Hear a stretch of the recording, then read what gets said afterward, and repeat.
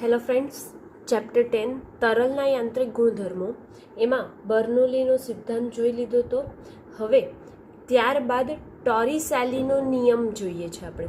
તો ટોરિસેલીનો નિયમ એવું કહે છે, એવી સાબિતી આપે છે કે જ્યારે પાત્ર ઉપરથી ખુલ્લું હોય ત્યારે અને બંધ હોય ત્યારે દિવાલના છિદ્રમાંથી બહાર આવતા તરલની ઝડપનું સૂત્ર જો બર્નોલીના સમીકરણથી મેળવે, એટલે કે બર્નોલીનો જે સમીકરણ સિદ્ધાંતમાં આપણે મેળવ્યું હતું એનાથી મેળવીએ ત્યારે ખુલ્લી ટાંકીમાંથી બહાર આવતા ઝડપનું સૂત્ર મુક્ત પતન પામતા પદાર્થના ઝડપના સૂત્રના બરાબર આવે છે.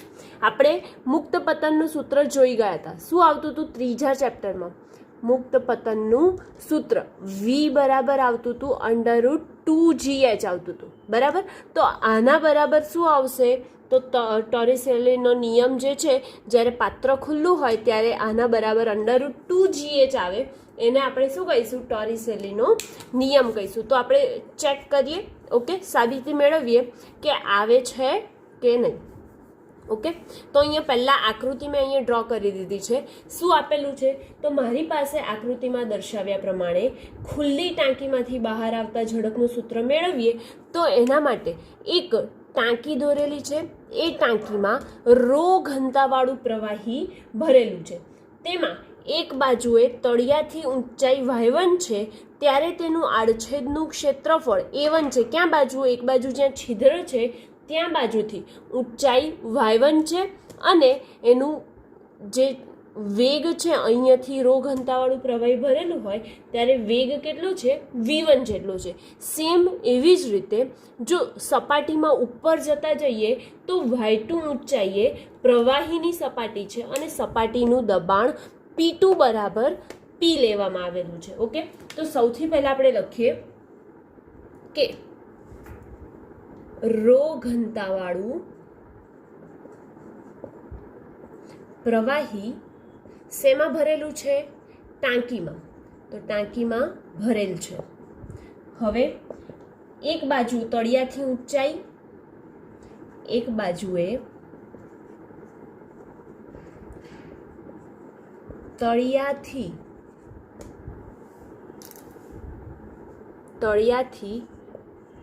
ઊંચાઈ કેટલી છે? y1 છે. કઈ બાજુ? તો છિદ્ર છે ત્યાં બાજુ. y1 પર એક છિદ્ર છે. તેવી જ રીતે y2 ઊંચાઈએ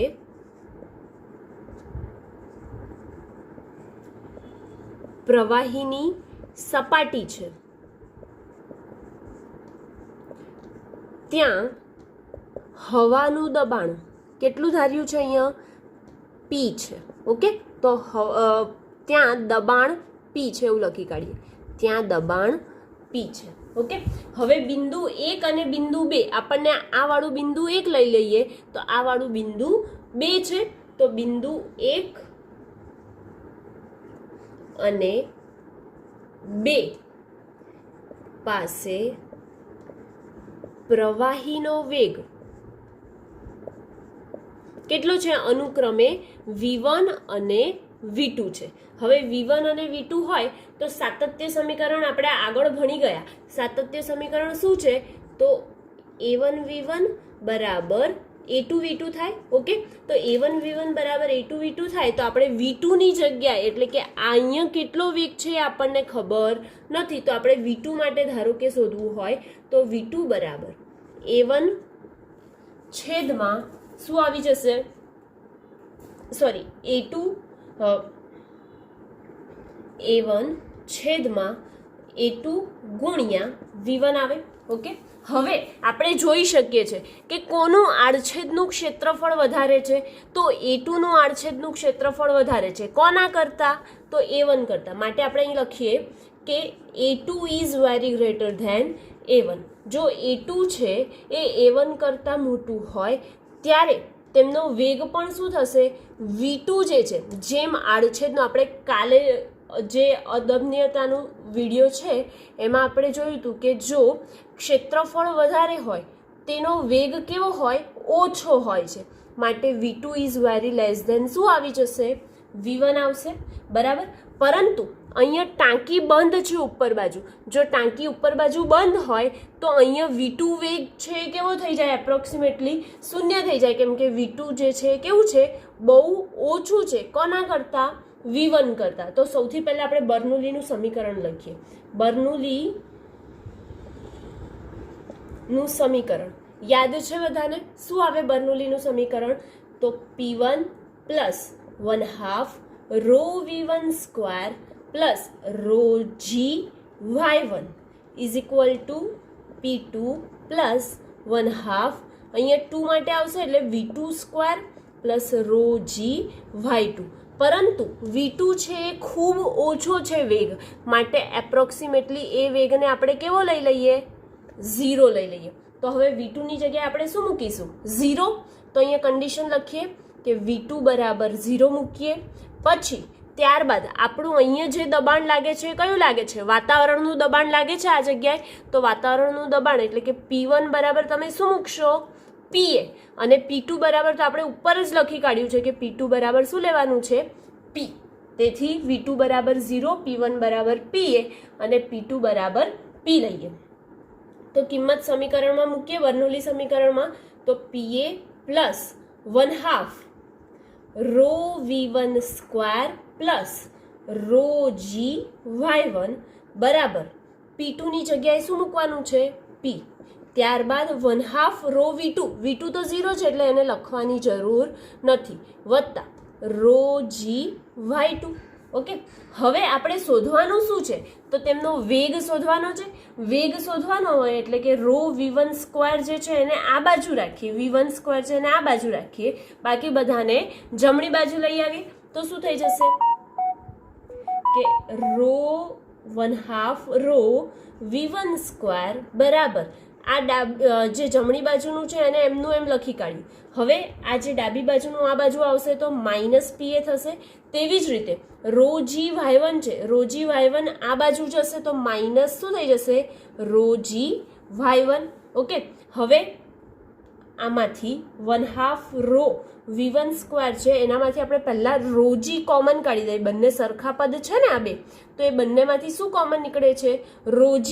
માટે P ઓછા PA વત્તા રો G કોમન Y2 ઓછા Y1 થાય. પરંતુ અહીંયા આપણે જોઈએ તો અહીં Y1 ઊંચાઈ છે અને અહીંયા કેટલી છે, Y2 ઊંચાઈ. એનામાંથી Y2માંથી Y1 બાદ કરીએ તો આપણને શું મળે છે, H મળે છે. માટે અહીંયા આપણે લખી શકીએ કારણમાં કે Y2 minus Y1 is equal to H. તો હવે H મૂકીએ આપણે, તો P minus PA plus rho G H મળ્યું. એના બરાબર આપણને શું છે, 1/2 રો V1 સ્ક્વેર છે, બરાબર. હવે 1/2 રો V1 સ્ક્વેર છે, આપણે શું શોધવાનું છે, તેનો વેગ શોધવાનો છે. એનો મતલબ કે આ વાળું શોધવાનો છે V1. તો V1 ને કરતા બનાવીએ આપણે, તો શું થઈ જશે,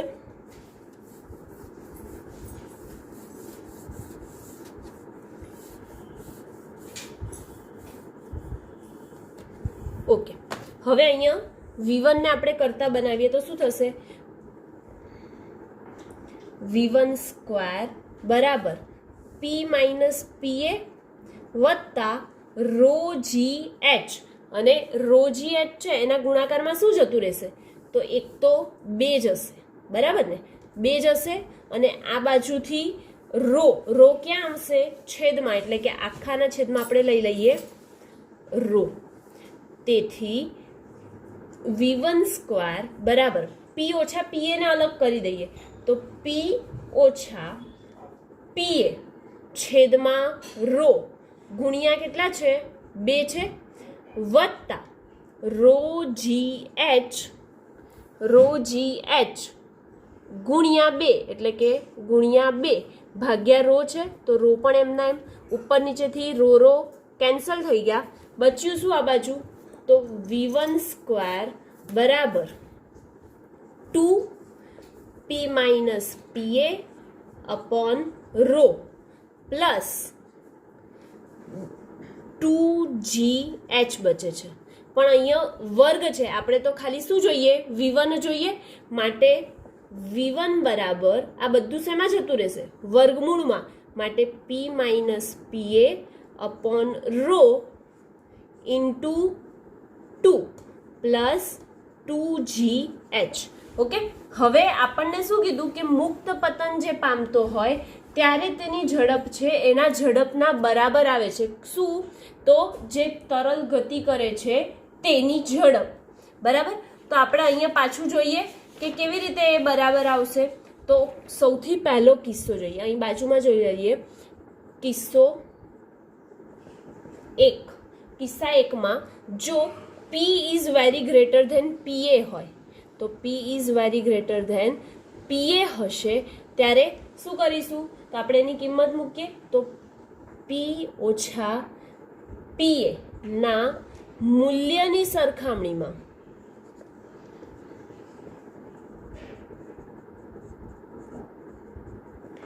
(2gh) અવગણતા શું કરવાનું છે?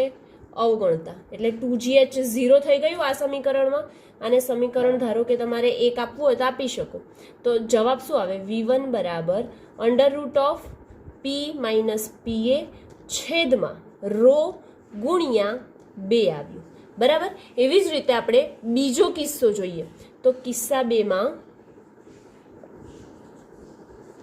જો p બરાબર pa હોય, એટલે કે વાતાવરણના દબાણ બરાબર અહીંયા સપાટીનું દબાણ હશે ત્યારે p બરાબર pa હશે ત્યારે શું થઈ જશે? તો અહીંયા કિંમત મૂકીએ. p બરાબર pa હોય તો અહીંયા p ની જગ્યાએ તમે p મૂકી શકો. તો p ઓછા p જવાબ શું આવે? 0 આવે. માટે v1 બરાબર √2gh. એટલે વેગ v1 બરાબર શું આવ્યો? √2gh. જે આપણા મુક્ત પતન માટે જે ઝડપ આવે છે એના ઝડપના બરાબર આવે છે. એટલે કહી શકાય કે આ સમીકરણ જે છે એ ટોરિસેલીનો નિયમ છે. કયું? આ સમીકરણ જે છે એ શેનો નિયમ છે? ટોરિસેલીનો નિયમ છે. ઓકે, અને એની સાથે આ ટોરિસેલીનો નિયમ અહીંયા કમ્પ્લીટ થાય છે. વેન્ચ્યુરીમીટર એટલે શું? એટલે કે વેન્ચ્યુરીમીટરની રચના અને કાર્યપદ્ધતિ સમજીએ તો અહીંયા આપણે એક વેન્ચ્યુરીમીટર બનાવવા માટે મેનોમીટર લેવામાં આવ્યું છે. મેનોમીટર આપણે આગળ જોઈ ગયા હતા કે યુ આકારની નળી લેવામાં આવે છે અને એને દબાણ માપવાના મીટર સાથે જોડી દઈએ એટલે કે મેનોમીટરની મદદથી પણ આપણે દબાણ માપી શકતા હતા. તેવી જ રીતે વેન્ચ્યુરીમીટર છે એનાથી પણ આપણે દબાણ માપી શકીએ છીએ. અહીંયા આ જે યુ આકારની નળી છે એને આપણે મેનોમીટર કહીશું, જ્યારે આ જે છે બે આડછેદવાળી નળી એને આપણે વેન્ચ્યુરીમીટર કહીશું. વેન્ચ્યુરીમીટર. ઓકે, તો અહીંયા આકૃતિમાં આપણે જોઈ શકીએ છીએ તો વેન્ચ્યુરીમીટરમાં અદબનીય તરલ વહનની ઝડપ માપવાની રચના કરેલી છે, જેમાં યુ આકારનું એક મેનોમીટર લીધેલું છે અને તેમાં ρm ઘનતાવાળું પ્રવાહી ભરવામાં આવ્યું છે. તેવી જ રીતે મેનોમીટરની જે એક બાજુ છે ત્યાં બાજુ આડછેદનું ક્ષેત્રફળ એ છે અને એ ભાગ કેવો છે? પહોળો છે. તેવી જ રીતે બીજો છેડો છે મેનોમીટરનો, ત્યાં એક નાનો છેડો છે અને તેનું આડછેદનું ક્ષેત્રફળ સ્મોલ a સ્વરૂપે આપણે દર્શાવેલું છે.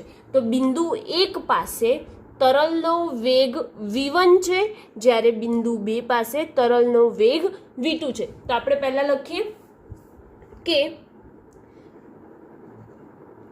ρm ઘનતાવાળું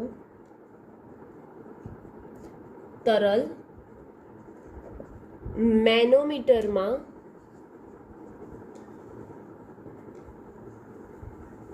ભરેલ છે. મેનોમીટરના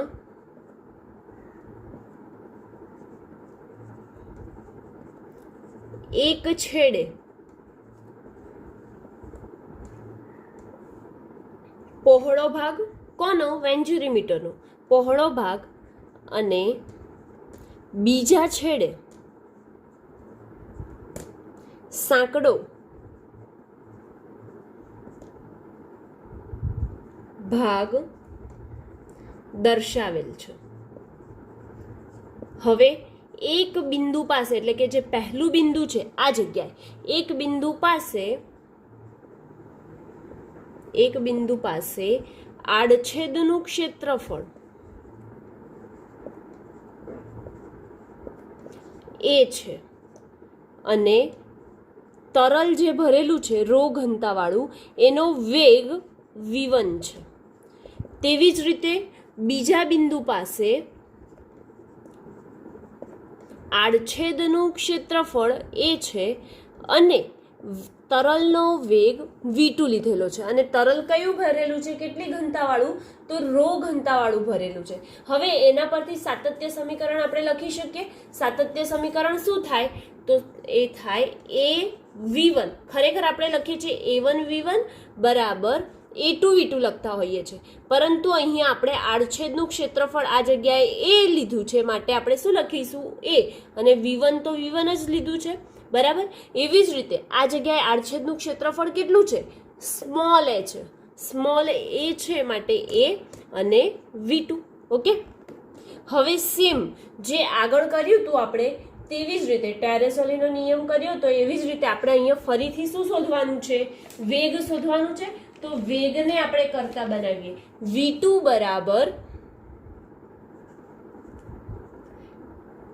બરાબર a ના છેદમાં a અને ગુણ્યા શું થઈ જશે, v1 થશે, બરાબર. હવે બિંદુ 1 અને બિંદુ 2 બંને પાસે બર્નોલીનો સિદ્ધાંત લગાવીએ તો બર્નોલીના સિદ્ધાંત મુજબ તેનું સમીકરણ શું આવે છે, બર્નોલીનું સમીકરણ શું થાય, તો p1 plus 1/2 rho v1 square plus rho g, અહીંયા ઊંચાઈ જે છે આપણે h1 લઈએ તો h1, y1 લેવી હોય તો y1 લઈ શકીએ છીએ. તેવી જ રીતે p2 plus 1/2 rho v2 square plus rho g h2, બરાબર. હવે આપણે ઊંચાઈ બંનેની કેવી છે, સરખી છે. જો ઊંચાઈ સરખી હોય તો તમે શું લઈ શકો, h1 બરાબર h2. એનો મતલબ એ થયો કે તમે h2 ની જગ્યાએ h1 મૂકી શકો. તો અહીંયા આપણે h2 ની જગ્યાએ h1 મૂકીએ. તમે સમીકરણ ફરીથી લખજો, હું અહીં ડાયરેક્ટ લખું છું કે h2 ની જગ્યાએ શું મૂકી દીધું, h1. તો સામસામેથી રોજી h1 શું થઈ ગયા, કેન્સલ. તેથી સમીકરણમાં બચ્યું શું આપણી પાસે, તો p1 plus 1/2 rho v1 square બરાબર p2 plus 1/2 rho v2 square બચ્યું, બરાબર. તો p1 છે એની જોડે આપણે p2 ને લઈ લઈએ અને આ વાળું જે સ્ટેપ છે એને જમણી બાજુ લઈ લઈએ. તેથી p1 ઓછા p2 બરાબર 1/2 rho v2 square minus 1/2 rho v1 square. આપણે આગળ ભણી ગયા છે નિરપેક્ષ દબાણ, ગેજ દબાણ. તો એનામાં શું કરતા હતા, p1 માઇનસ p2 હોય તો આપણે એની જગ્યાએ શું મૂકતા હતા, h રો જી મૂકતા હતા, બરાબર. તો h રો જી મૂકતા હતા, પરંતુ અહીંયા ઘનતા કેટલી છે, રો એમ જેટલી છે, માટે p1 માઇનસ p2 ની જગ્યાએ શું મૂકીશું, p1 માઇનસ p2 બરાબર h રો એમ જી, કેમ કે ઘનતા કેટલી લીધી છે આ બાજુ, રો એમ જેટલી. તેથી h રો એમ જી બરાબર 1/2 રો કોમન થઈ ગયા. બચ્યું શું અહીંયા, તો v2 square minus v1 square બચ્યું. હવે v2 square minus v1 square બચ્યું, પરંતુ આપણી પાસે v2 ની કોઈ કિંમત આપણે મેળવી હતી. શું મેળવી હતી, તો એના છેદમાં એ v1 મેળવ્યું હતું, બરાબર. તો આપણે એની કિંમત મૂકીએ અને એને સમીકરણ 1 આપીએ, એની કિંમત મૂકી દઈએ. શું થઈ જશે, આડછેદનું ક્ષેત્રફળ કોનું મોટું છે, બેમાંથી આપણને જોઈને જ ખબર પડે છે કે કેપિટલ એનું આડછેદનું ક્ષેત્રફળ મોટું છે. જ્યારે કેપિટલ એનું આડછેદનું ક્ષેત્રફળ મોટું છે, તેવી જ રીતે v1 નો વેગ કેવો હશે, ઓછો હશે v2 કરતા. અને દબાણ કોનું વધારે હશે, તો જેનું ક્ષેત્રફળ વધારે હોય એનું દબાણ વધારે, એટલે કે p1 is greater than p2, બરાબર. તો હવે આપણે a is greater than a, V1 is less than V2, P1 is greater than P2 લીધું, પરંતુ V2 ની કિંમત મૂકવાની બાકી રહી આપણે, તો H રો mg બરાબર 1/2 રો. ઓકે, અને V2 ની કિંમત શું મૂકશો, તો એના છેદમાં એ આખાનો વર્ગ, અને V1 છે ગુણાકારમાં, તો V1 નો પણ શું થઈ જશે, વર્ગ ઓછા V1 નો વર્ગ. હવે જોવાય છે કે બે વસ્તુ એક સરખી છે, શું, V1 નો વર્ગ, તો V1 ના વર્ગને આપણે ક્યાં લઈ જઈએ, કોમન કરી દઈએ, બહાર બાજુ લઈ જઈએ તો શું થઈ જશે, અહીંયા આપણે આટલું રફ કરી દઈએ એટલે જગ્યા થઈ જશે.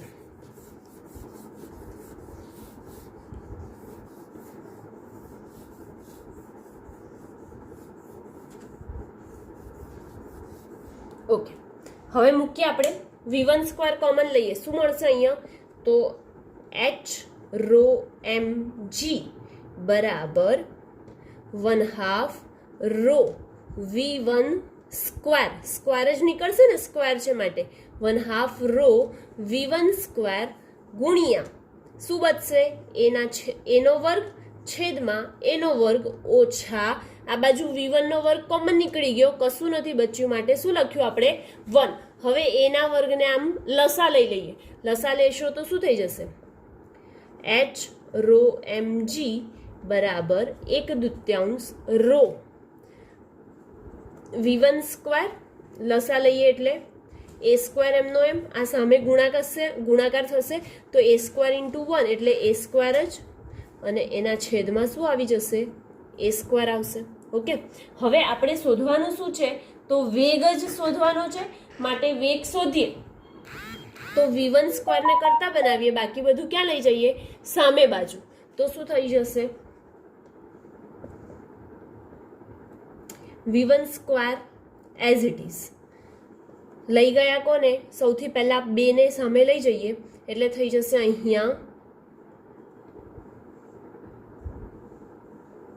થઈ જશે, 2 ને સામે લઈ જશો તમે એટલે 2H રો mg, તો એમના એમ જ હતા, અને આ જે વસ્તુ છે એ ક્યાં જશે, અંશમાં છે માટે સામે જાય એટલે છેદમાં, તો રો, અને આ પણ અંશમાં છે તો સામે જશે તો ક્યાં જશે, છેદમાં એનો વર્ગ ઓછા એનો વર્ગ, પરંતુ આ એનો વર્ગ ક્યાં છે, છેદમાં છે, તો સામે જાય તો અંશમાં જાય, એટલે કે આ એનો વર્ગ ક્યાં આવશે, તમારી પાસે અંશમાં આવશે, એનો વર્ગ આવી ગયો.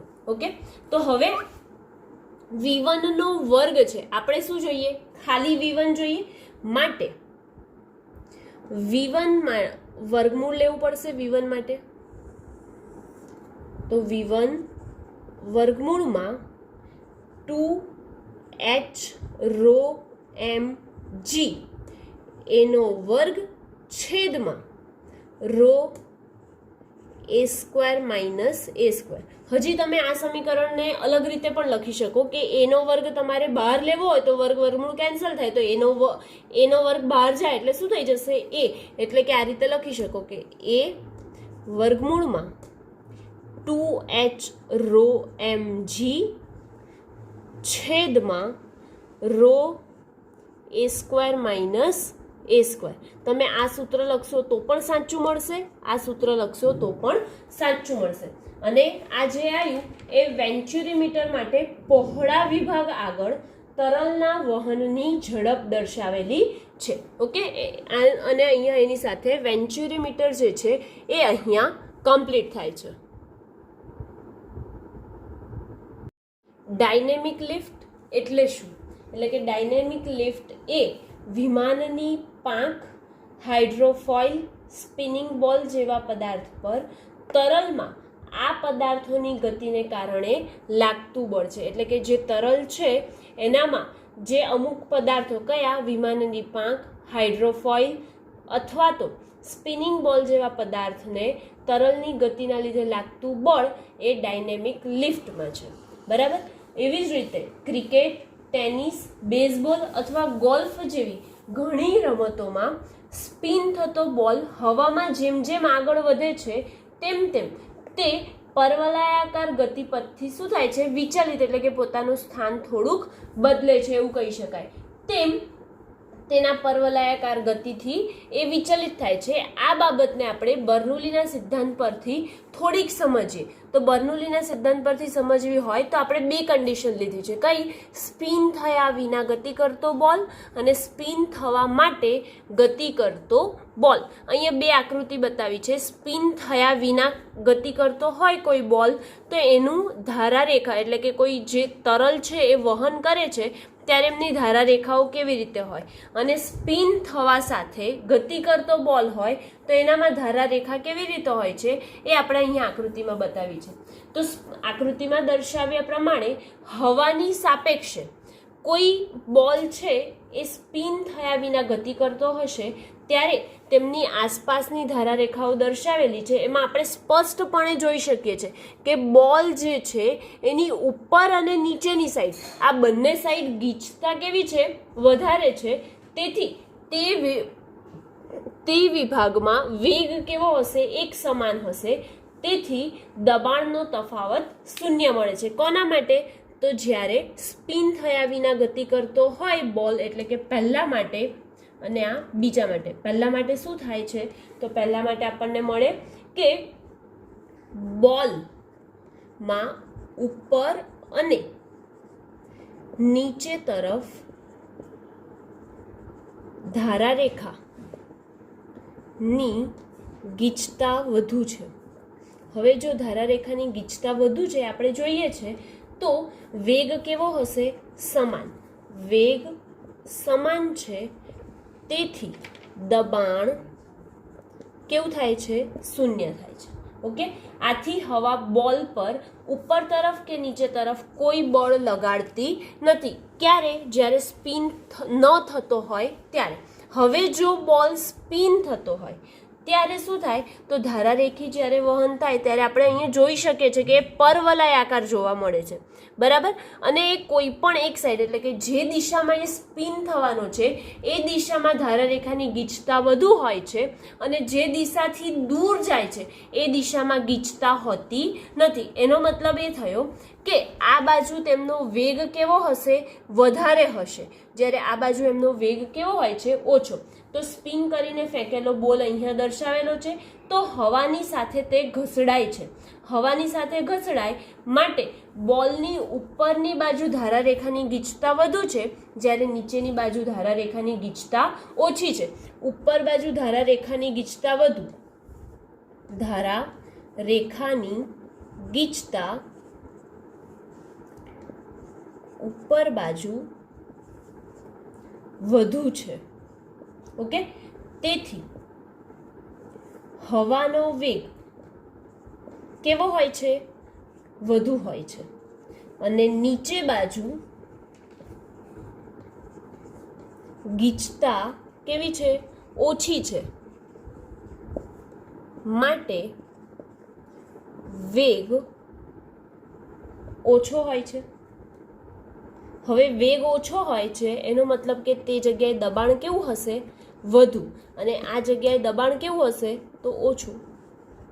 બરાબર. એટલો મતલબ એ થયો કે જ્યાં હવાનો વેગ વધારે ત્યાં દબાણ ઓછું હોય અને જ્યાં હવાનો વેગ ઓછો ત્યાં દબાણ વધારે હોય છે.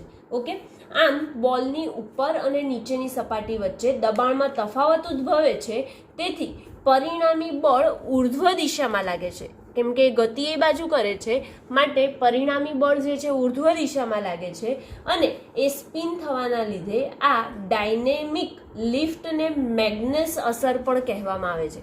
જે ડાયનેમિક લિફ્ટનો આપણે બર્નોલીના સિદ્ધાંતથી સમજ્યા તો એને શું કહેવાય છે? મેગ્નસ ઇફેક્ટ પણ કહેવામાં આવે છે. અને એની સાથે અહીંયા આ ડાયનેમિક લિફ્ટ એટલે શું અને સ્પિન થયા વિના અને સ્પિન થાય ત્યારે ગતિ કરતા બોલની પરિસ્થિતિ શું હોય, ગીચતા કોની વધારે હોય, ક્યાં બાજુ, એ આપણે અહીંયા પૂરું કરીએ છીએ. અને હવે નેક્સ્ટ વિડીયોમાં જોઈશું કે શ્યાનતા એટલે શું, એટલે કે શ્યાનતા બળ એટલે શું છે, શ્યાનતા ગુણાંક શું છે, વેગ પ્રચલન શું છે, આ વિશે ચર્ચા આપણે નેક્સ્ટ વિડીયોમાં કરીશું.